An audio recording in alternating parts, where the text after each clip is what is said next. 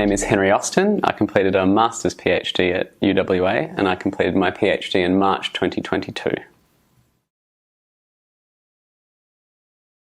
So my research was interested in the impact of emotions on people's alcohol consumption. So I looked at the degree to which positive and negative emotions actually influence people's alcohol consumption and might make them drink more. And I was also interested in why some people might be more vulnerable to drinking more alcohol after a positive or a negative emotion than other people. My research was experimental, so that meant that it took place in the laboratory. So what I did was I recruited groups of people and had them come into the laboratory, and they were randomized to one of two conditions of the experiments. They could be randomized to one condition where we induce a positive emotional state by having them watch positive videos from well-known movies, such as the Hakuna Matata scene from The Lion King. And then we gave them an opportunity to drink alcohol, and we could see how much of an impact the emotion made on how much they drank. On the other hand, people might have watched negative videos in a different condition, like Bambi's mum dying in Bambi. And then we'd look at, obviously, how much they drank.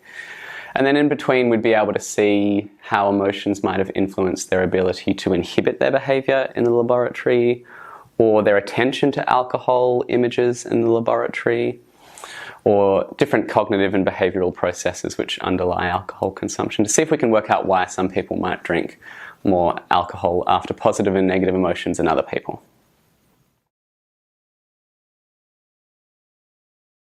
That's a big question. What did I find?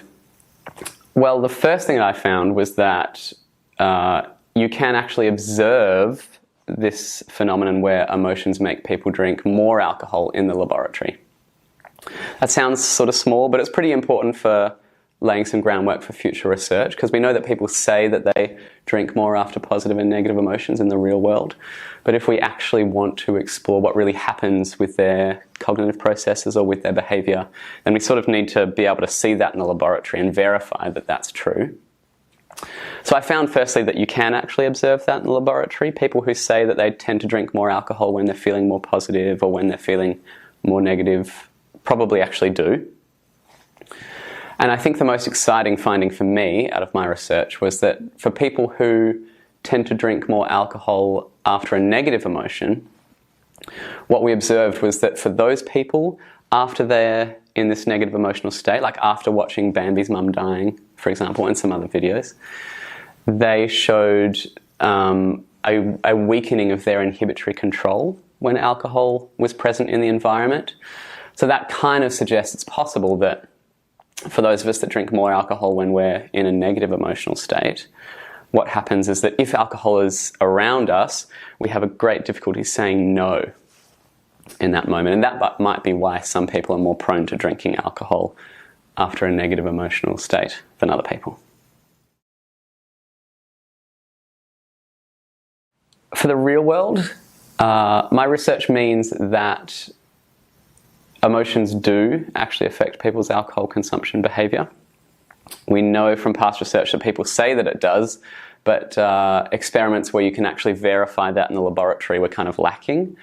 So that's the first thing for the real world, is that emotions do increase alcohol consumption in some people, both positive and negative.